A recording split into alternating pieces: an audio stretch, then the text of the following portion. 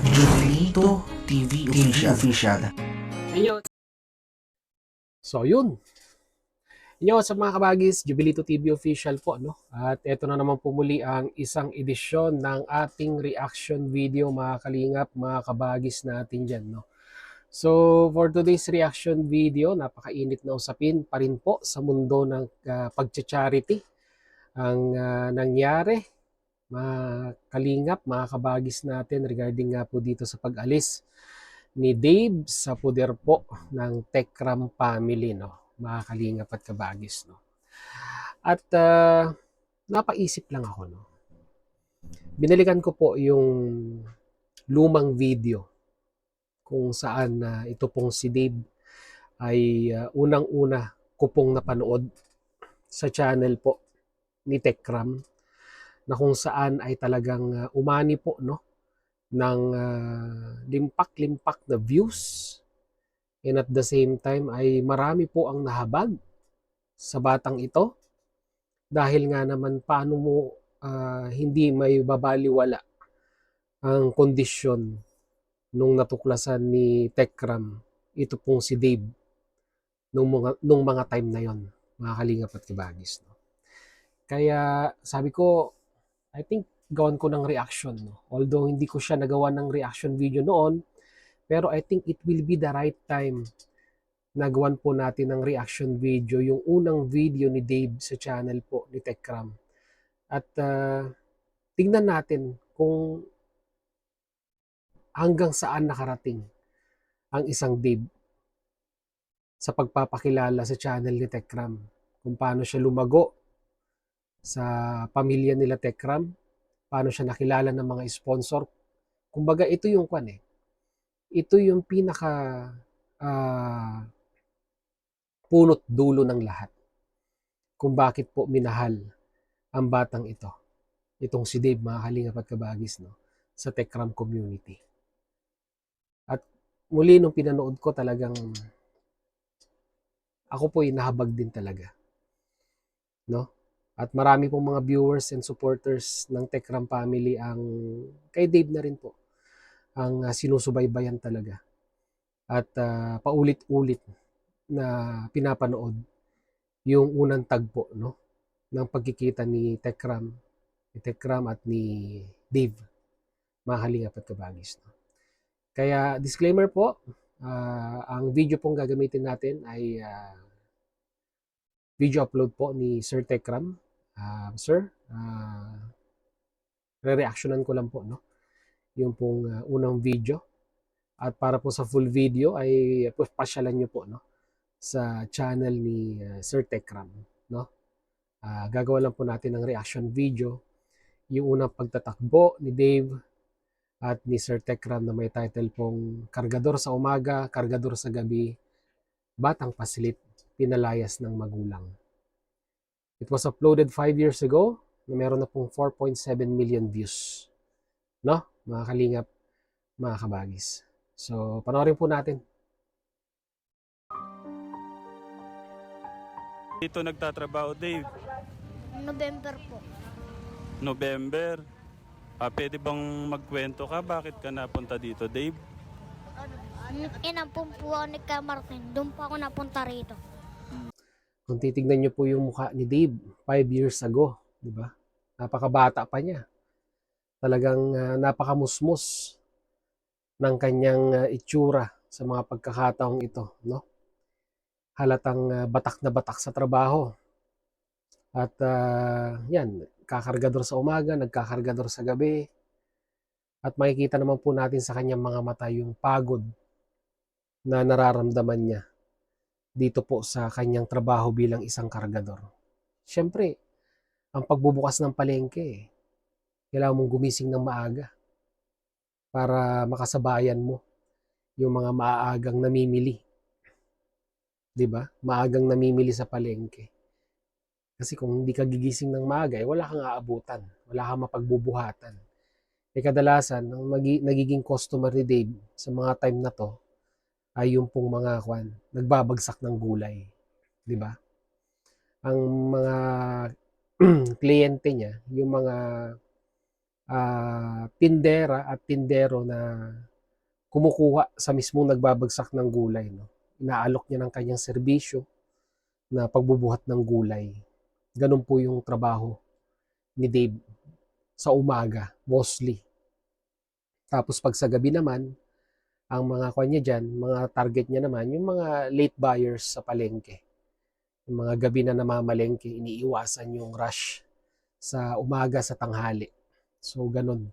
Tsaka yung mga empleyadong late na rin umuwi, ganun naman yung inaalokan ng serbisyo ni Dave para magbuhat ng mga gulay-gulay, no, na kanilang pinamimili. Ayun lang po. Sino yun si Kang Martin? Nagkampun po sa akin. Ah, paano mo yun naging kilala? Sa may basay ko po kasi dati natira. Tapos yun po, nabaitan po siya sa akin. Inampun daw niya po ako.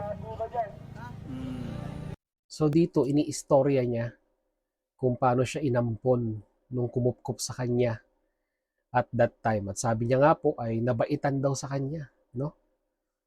Kahit sino naman po, no, sa ganitong musmus na edad ay talagang tapos nakikitaan mo ng determinasyon sa buhay, ay talagang makikitaan mo talaga at kahabagan yung mga ganitong klase ng edad, no? Mga kalingap at kabagis, no? So I just wonder what happened to Dave. Di ba? Batang punong-puno ng pangarap, nangangarap, di ba? Na may ahon lang yung pang-araw-araw niya nung time na yon, 5 years ago, di ba? Ngayon natamasa niya na lahat, fame, yung pag-aaral, yung sponsors, financially, maraming sumusuporta. Pero parang hindi naging sapat kay Dave yun, no? Mga kalingap, mga kabagis natin. Bakit hindi naging sapat kay Dave yung mga blessing na natanggap niya at mas pinili niyang umalis sa pamilya ng Tekram family? At sa mga kadahilanan, allegedly, na di umano ay sa pagdidisiplina. So, kung i-analyze natin, parang ganun eh. Mostly, sa pagdidisiplina nagsimula ang lahat. Parang nasakal, no? Parang ayaw ni Dave ng nadidisiplina, ayaw na napagsasabihan. Ganun ba ang ibig sabihin nun? Pero kung titignan mo way back 5 years ago, parang hindi mo i-expect na magagawa ng isang bata, no, ng isang Dave, yung ginawa niya ngayon sa Tekram family, no? So, paggampon sa'yo, bakit ka umalis sa kanya kay kuya yung nagampon sa'yo? Hindi pa ako umalis. Pupunta rin po ako doon. Ay, hindi ka umalis. Kumbaga parang nagsabi ka na pupunta ka dito, magtatrabaho ka. Alam po niya. Alam po niya na pupunta ako dito.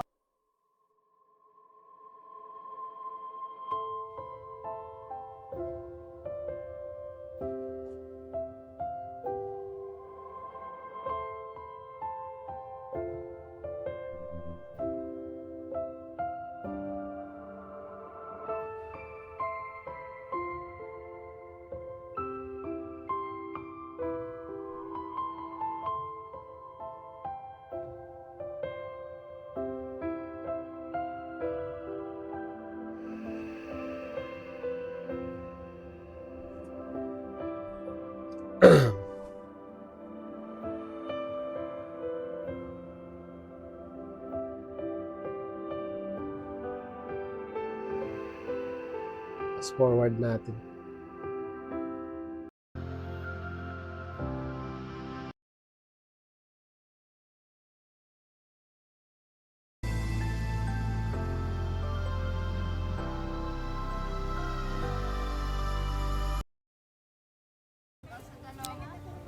Ano ba yan? Nasakit sa dibdib ng ano mo. Baka meron kang gustong sabihin. Sabihin mo lang. Wala pang sabihin sa kanila eh. So sa ngayon wala kang gustong sabihin. Sa akin, baka may gusto kang, kung tatanungin kita, anong baka may wish ka o may gusto, anong gusto mo? Magbuo ulit kami pamilya.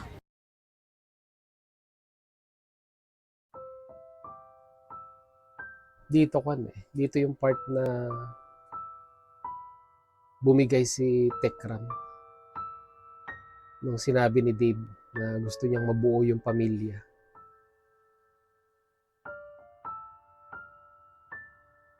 Just imagine kalingap mga kabagis natin. Way back 5 years ago.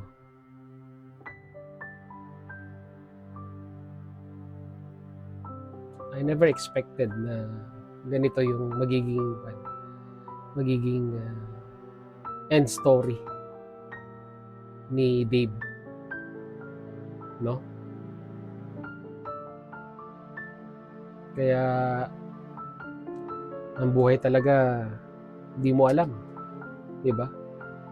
Ang pagkatao ng isang tao ay hindi magiging batayan yung makakasama mo siya ng matagal, makakasama mo siya sa isang bubungan.